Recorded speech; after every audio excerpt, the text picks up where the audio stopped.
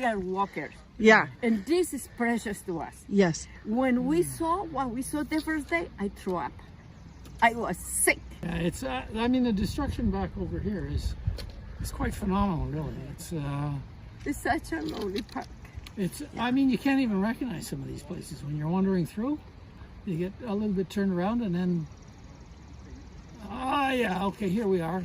Yeah. And it takes that much to, in some of these places, because of the number of the trees that are down. Today we're in Conroy Pit to take a look so that we can show people the extent of the damages on the site from the Rico storm that occurred, I want to say, 3 weeks ago. As everybody knows, the damage was widespread throughout both Eastern Ontario and parts of Quebec. The storm ran through essentially along the St. Lawrence from Southern Ontario straight through to Quebec City. And so the damage in Ottawa was quite widespread, the Greenbelt taking a large part of the brunt of the hits.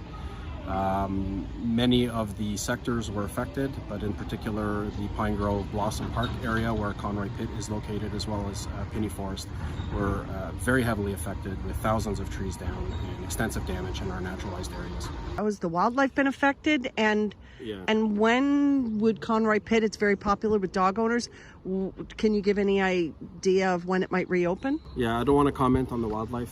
Again, I think that's something that's better addressed by a biologist who's more familiar with the ecosystems.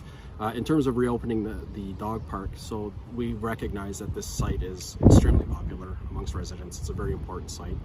This site is very important to us as well. You know, we're not trying to be the fun police. There's legitimate health and safety risks. We have trees that are hung up on other trees, like a stack of dominoes, and being held up by an individual tree, and we don't know what, you know, if a 25-kilometer-an-hour gust of wind will knock that tree down, and what the impacts are.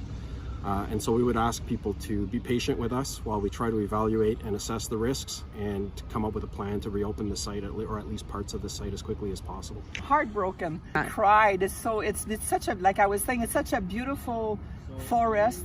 You're in the middle of the city, but you don't feel like you are in the middle of the city. Like you hear the car once in a while, but once you're in the woods and all that, you really feel like and it's a great place for the dogs. It's one of the only off-leash dog parks in the city. Yeah. That is not fenced in. It's very, very sad. If you've seen it before, then you come here and it totally changed the landscape. Like there's, you know, like you look at the sky and there's trees missing. It's my first time since the storm. Oh, wow. Because the NCC on their website did say that the park was closed. They had closed the gates, and we did tell people not to show up because of lots of damage in the forest. People's like, oh, you know, like it's safe. No, it's not safe. So until the NCC gives us the okay and says it's open, we're asking people to stay away. I'm hoping like the main trails that are the known main trails, the bigger ones, will be cleaned up fairly easy, and then after that it's going to be the trees in the woods. Right. It might take some time for those. Hopefully they can clear up the main trails fairly soon. To get people back out here with their dogs. Yes. Because it's a happy place. Even during COVID, like they had closed it initially, and people, you know, it's like you have to go out. It's fun to go out. It's a good thing. My dog is my therapy.